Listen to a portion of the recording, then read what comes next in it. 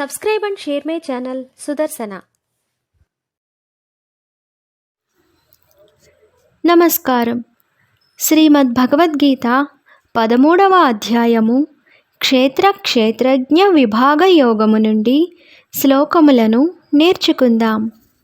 ఓం శ్రీకృష్ణ పరబ్రహ్మణే నమః. శ్రీ గురుభ్యో నమః.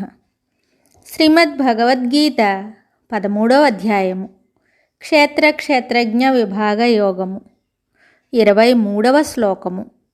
శ్రీ భగవానువాచ ఉపద్రష్టానుమంతా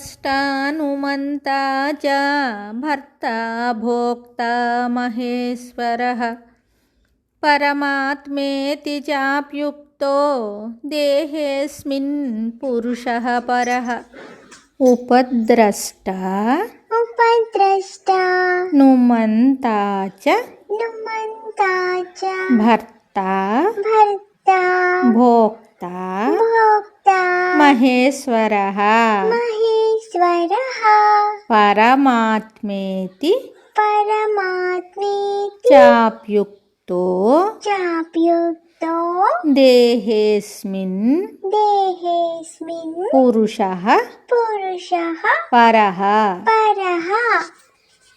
ఉపద్రష్టా నుమంతా చ భర్తా భోక్తా మహేశ్వరః పరమాత్మేతి చాప్యుక్తో దేహేస్మిన్ పురుషః పరః.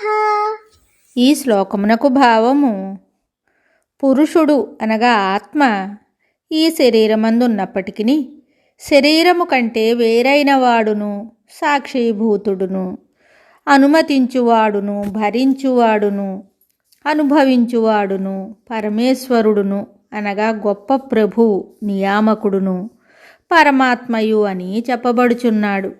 ఉపద్రష్ట యజ్ఞమునందు ఉపద్రష్ట అనువాడు సాక్షిమాత్రుడుగా ఉండును.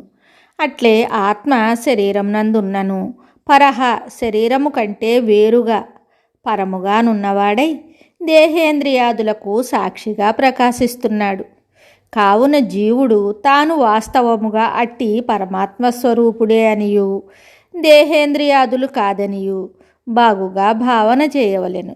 మహేశ్వర పరమాత్మ దేహేస్మిన్ అని చెప్పబడినందువలన జగన్నాథుడైన పరమేశ్వరుడు పరమాత్మ ఈ దేహమందే ఉన్నాడని స్పష్టమగుచున్నది. ఈ ప్రకారముగా భగవానుడు జీవునకు అతి సమీపమున ఉండుట వలన ప్రయత్నముచే సులభముగా పొందగలడు. వారికై దూరములందు ప్రయాసపడి వెతకనక్కరలేదు.